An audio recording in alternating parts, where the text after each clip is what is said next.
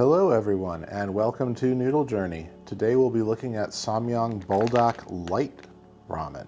Now this is an alternative to the basic Buldak hot chicken ramen. The package promises that this is 28% less calories and 40% less spicy. Interesting.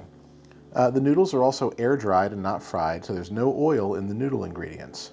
Now, I don't think all of us in the noodle world are exactly counting calories, but the lower fat is always a good thing, and the lower spice is nice for those of you who might not want the super spiciness of the other Buldak varieties, but still enjoy the flavor.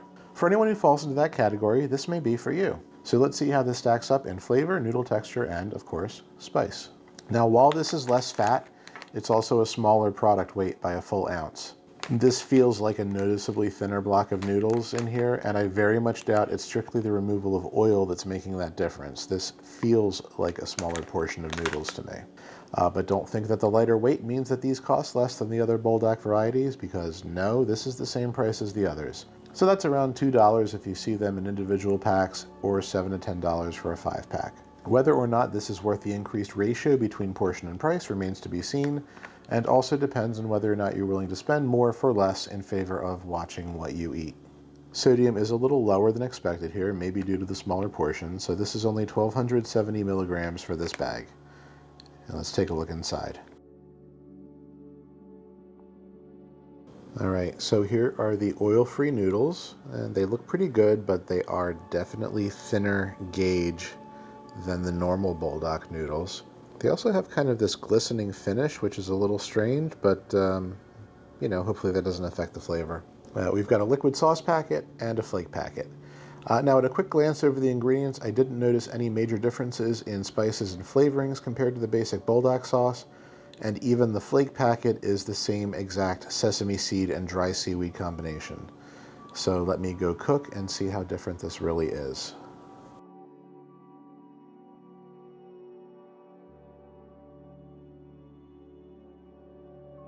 And here we go. Now, aside from the appearance of the noodles, I don't really notice any difference in the appearance of the sauce or the smell compared to the basic black packaged Buldak hot chicken flavor. So let me just taste and see if there's anything new to talk about.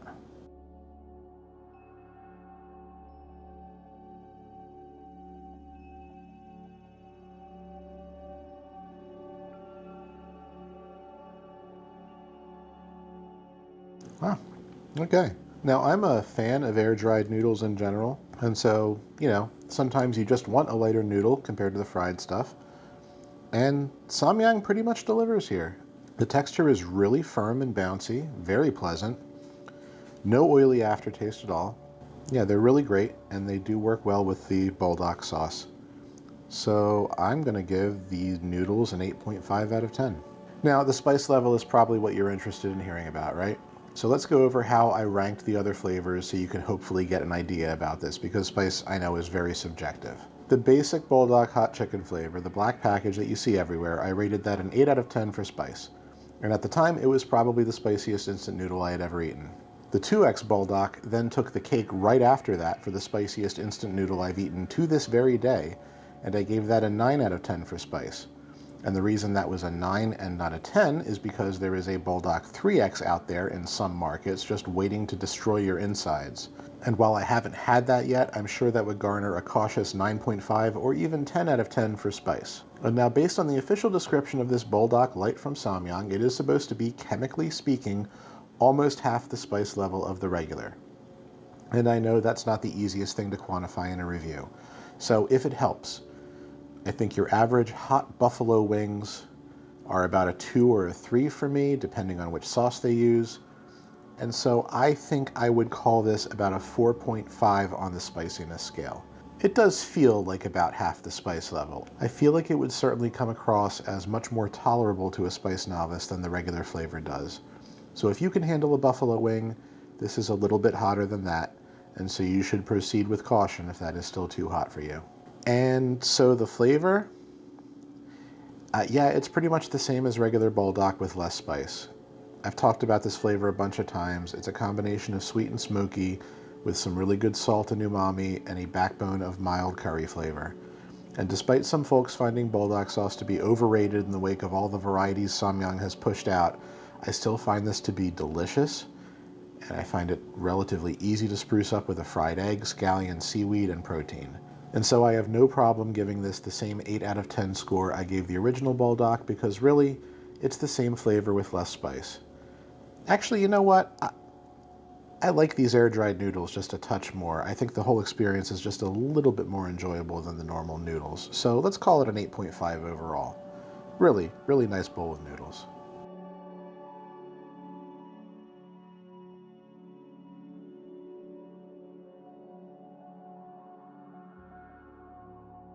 So there we have it, Buldak Light.